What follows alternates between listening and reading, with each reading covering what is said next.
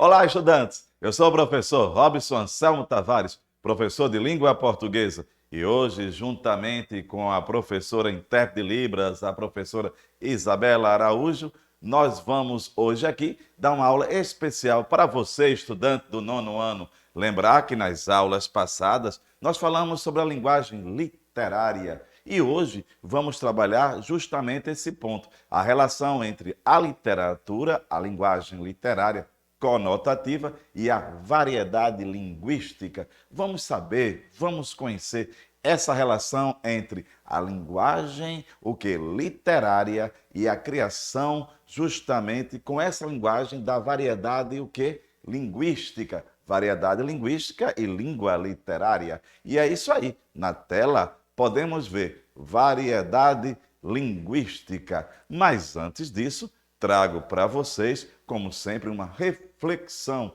E lembrar que esta reflexão, nós temos a linguagem conotativa. Lembrem-se, conotação, linguagem figurada. Denotação, sentido real. Acompanhe comigo na tela. A verdadeira motivação vem de realização, desenvolvimento pessoal, satisfação no trabalho e reconhecimento. É de Frederic Esberg. E é isso aí. Hoje vamos fazer justamente essa relação, como eu já falei, variedade linguística e a língua literária. Vocês já perceberam que as variedades linguísticas, muitas composições, em especial aqui no Nordeste, as composições do forró e outros estilos, mantêm o uso da linguagem, da variedade linguística. Mas antes de falarmos sobre essa relação entre a literatura e a variedade linguística, trago para vocês um conceito sobre o que é variedade linguística. Acompanhem comigo. É um fenômeno que acontece com a língua e pode ser compreendida por intermédio das variações históricas e regionais, sociais, em um mesmo país, com um único idioma oficial. A língua pode sofrer diversas alterações feitas por seus falantes. Então, assim, o que é que nós temos neste momento é a realidade, a realização da língua dentro de um mesmo país. No nosso caso, a língua oficial é o português, é o idioma oficial. Mas nós temos outras línguas aqui, como as línguas dos povos indígenas. Mas o português, será que ele é falado igual, da mesma forma, de norte a sul, de leste a oeste? É importante lembrar que existem as variações regionais. Também há as variações históricas e as variações sociais. Mas na aula de hoje, nós vamos justamente observar esse regionalismo na literatura. E quando eu falo na literatura hoje, é na composição musical, nos romances. Então nós temos as variedades linguísticas. E vamos caminhando. Na tela ainda temos como não, olha aí o não, é um sistema fechado e imutável. A língua, no nosso caso, a portuguesa, ganha diferentes nuances, realidades. O português, que é falado no Nordeste do Brasil, pode ser diferente do português falado no sul do país. Olhando para mim agora, nós sabemos justamente essa questão. Nordeste, sul, sudeste, norte, o centro-oeste, tudo é português, mas nós temos realizações diferentes. Vocábulos que são falados no Nordeste são diferentes do Sul e do Sudeste. Exemplo, macaxeira, aipim, mandioca, tudo para nomear um mesmo ser, uma mesma raiz. E na tela ainda tenho, claro que é um idioma que nos une, mas as variações podem ser consideráveis e justificadas de acordo com a comunidade na qual se manifesta. É como eu falei a vocês, mandioca, aipim, macaxeira, jerimum, abóbora. Então, na verdade, o que é que nós temos? O idioma oficial e nós temos as várias realizações. Que tal você, estudante, pesquisar com seu professor sobre as variedades linguísticas do português. Lembrar que o português é a língua oficial do Brasil. Existem outras línguas, como a dos povos indígenas, mas o português, ele é oficial e ele apresenta, é claro, variações. Também há as variações históricas, como eu falei, a língua no tempo. Veja o português do século XVI para o português hoje. Há essa variação, essa questão mutável da língua. Então, e a relação com a literatura, a realização com o romance e outras formas literárias, o que é que nós encontramos? Que o português, certo? Muitas vezes o poeta, o artista, o escritor, ele subverte, certo? A regra, ou então ele está registrando uma determinada comunidade, ele faz uso desse português regional, desses vocábulos históricos. Por exemplo, as músicas de Luiz Gonzaga, que nós veremos, e vamos caminhando. Na tela, ainda trago a seguinte informação. As variações acontecem porque, a princípio, o princípio, aliás, fundamental da língua é a comunicação. Então, é compreensível que seus falantes façam o quê? Rearranjos de acordo com as suas necessidades comunicativas. Os diferentes falares devem ser considerados como variações e não como erros. Prestem bem atenção, porque o nordestino fala diferente do sudoestino, do sulista ou do homem do centro-oeste, não quer dizer que um fala melhor do que o outro, e sim a questão de quê? Das realizações, das variações linguísticas. E isso dá literatura, isso dá romance, dá poema, canções que muitas vezes lançam mão de regionalismos, certo? Regionalismo, vocábulos que são pertinentes no sul, são diferentes no sudeste e etc. E vamos caminhando. Olhem aí, no caso, uma tirinha de Chico Bento. Chico Bento, que está representando a fala de uma criança do interior, certo? Que aí você observa o falar dele, a linguagem, como ele se expressa, não é erro, e sim uma variedade, é uma variação. É um português, mas é um português que está sendo representado pela questão interiorana. Mais uma vez, na tela, nós temos aqui Chico Bento.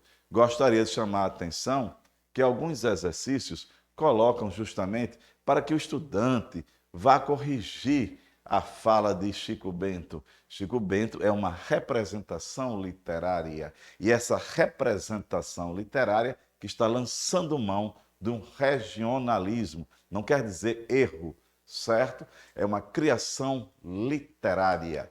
Por exemplo, aqui na tela, já que estamos falando de literatura, nós temos aqui um trecho de Asa Branca.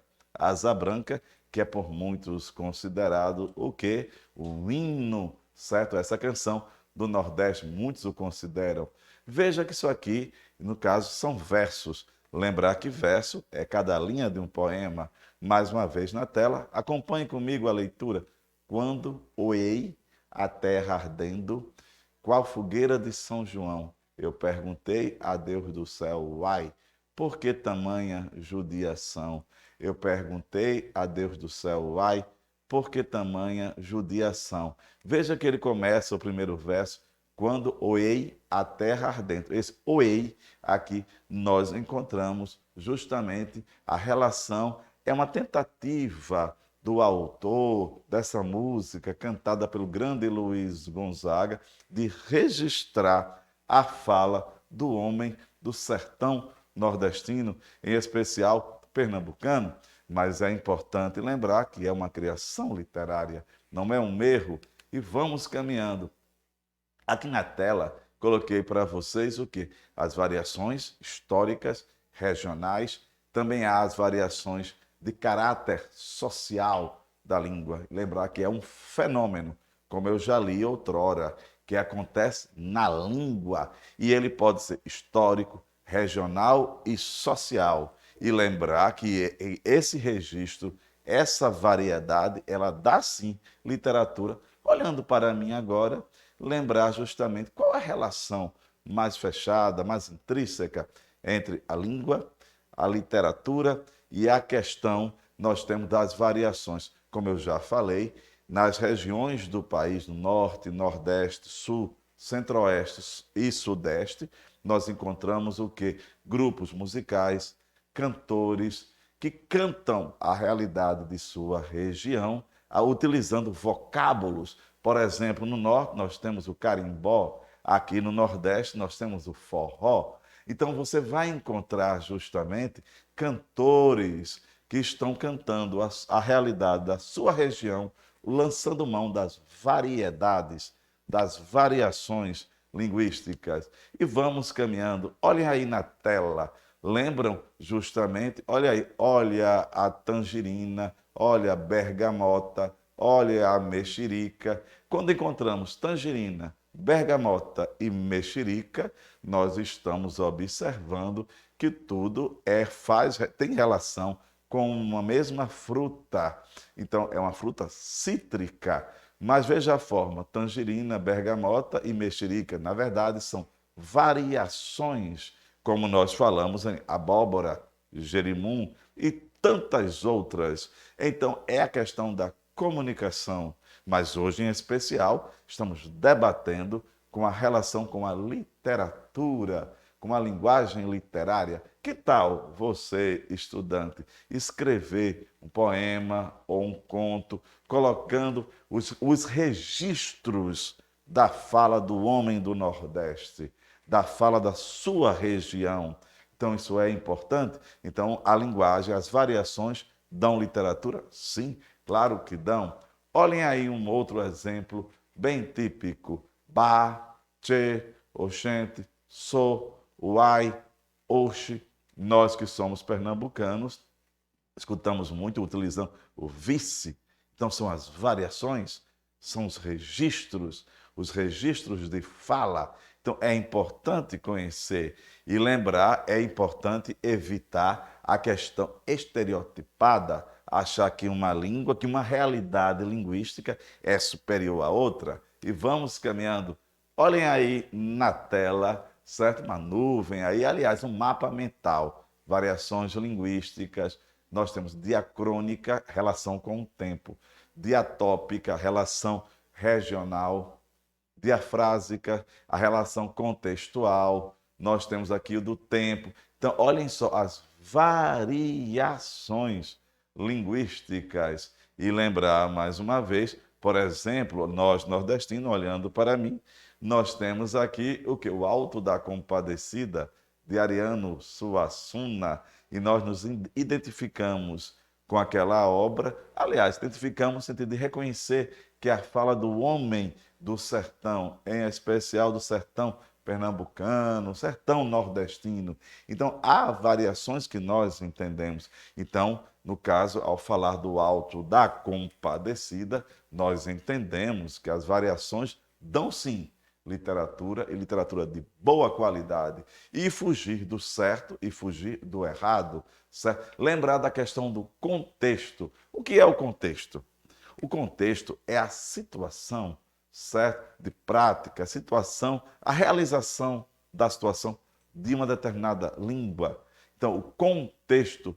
Mais adiante, trago para vocês mais informações sobre as variações. Ela é um fenômeno natural que ocorre pela diversificação dos sistemas de uma língua. Quais são esses sistemas?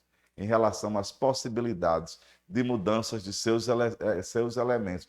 Olhando para mim, lembrar que as variações podem ser vocabulário, de pronúncia, morfologia, sintaxe. Já aconteceu com vocês? A ir em uma determinada região e alguém pergunta: você é de onde?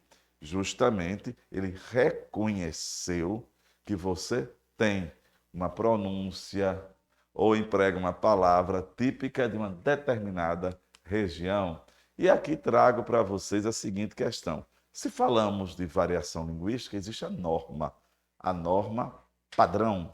Lembrar que a norma, ninguém fala igual à norma. A norma é uma abstração, é a norma. Nós estudamos para aprendermos a norma, porque a norma é justamente o quê? Um acervo nosso, uma herança. A norma padrão é a construção abstrata, idealizada de uma determinada língua encontrada nas gramáticas tradicionais, com o objetivo de servir de referência a projetos políticos de uniformização linguística. Quem fala é Faraco, o linguista. Veja que nós falamos que ela é uma abstração. A norma é a norma, ela está ali, posta lá, e nós vamos estudar. Claro que nós não podemos esquecer as variações linguísticas. E aqui nós temos uma palavrinha bem preocupante. Olhem aí, preconceito. Mas o preconceito que estamos falando hoje é o preconceito linguístico. Por que o preconceito linguístico? É discriminar alguém de acordo porque fala diferente, a pronúncia diferente. Acompanhe comigo. Quando se afirma que alguém não sabe falar corretamente porque não utiliza a variedade de maior prestígio social, ou seja, a culta, ou mesmo quando não se aceita a diferença de pronúncia, de léxico de uma pessoa, comete-se o preconceito linguístico. Então vamos lá, o que seria preconceito linguístico? O preconceito linguístico seria justamente menosprezar alguém de acordo porque ele fala diferente. Então é importante lembrar essa questão. Então, preconceito linguístico, saber o que é a norma padrão, saber que as variações dão literatura e lembrar a linguagem conotativa, certo? E vamos caminhando. Olhem aí na tela. Norma culta, norma coloquial. O que é a norma culta? É a preocupação com a gramática normativa, a ausência de gírias, a ausência de formas reduzidas. Norma coloquial, sem preocupações com a gramática normativa, uso de gírias, uso de formas reduzidas. Vocês podem me perguntar, mas o que é a gramática normativa? Ela vem de norma. Gramática normativa é aquela justamente que vai mostrar a norma, certo? Da língua. Então, lembrar que nós temos a norma culta, que é de maior prestígio, que é uma abstração, e a norma coloquial. Que tal você, estudante, observar com seu professor, estudar com ele sobre o que é a norma culta, o que é a norma coloquial? Traga exemplos da norma culta. Por exemplo, em um debate, falar em público, certo? Nós utilizamos, em geral, a norma culta, a norma coloquial, certo? O colóquio é falar mais afastado da gramática normativa. E aqui, mais uma vez, trago para vocês na tela um quadrinho de Chico Bento. Como nós já falamos aqui, esse personagem, que é do mundo conotativo, mundo literário, tem sua fala representativa daquelas comunidades. Então, é importante lembrar: preconceito linguístico, retirá-lo. Então, é isso que é importante conhecer. E lembrem-se, romance, poemas usam a questão do que nós chamamos dessa norma menos prestigiada. Na tela, temos aí outra questão de preconceito. Oi, tem problema de nós bater um papo? Veja, tem problema ao invés de problema de nós batermos um papo? Veja que há uma preferência à norma coloquial. Coloquial é do colóquio, do povo. Então, olhando para mim agora, lembrar que nossa aula de hoje estamos justamente discutindo sobre norma, variedade, a relação com a linguística, a poesia e a norma, e entendermos esses pontos.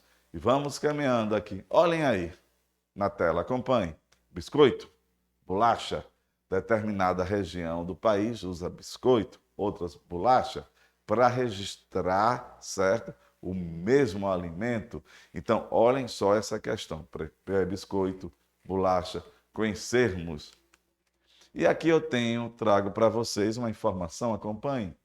O preconceito linguístico é, segundo o professor linguista e filólogo Marcos Wagner, todo juízo de valor negativo, de reprovação, de repulsa ou mesmo de desrespeito às variedades linguísticas de menor prestígio social. Ele está diretamente ligado a outros preconceitos, como assim? O regional, o cultural, o socioeconômico.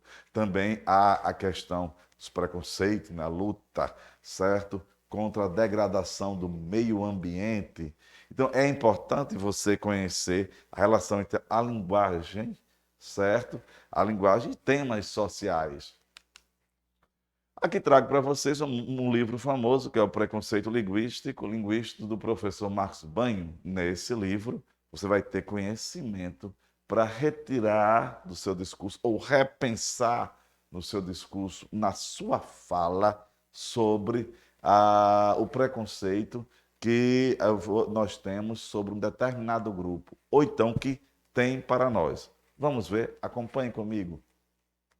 Segundo Wagner, não existe uma forma certa ou errada dos usos da língua e que o preconceito linguístico, gerado pela ideia de que existe uma única língua correta, baseada na gramática normativa, colabora com a prática da exclusão. Mas antes disso, é importante lembrar que existe o certo, o errado.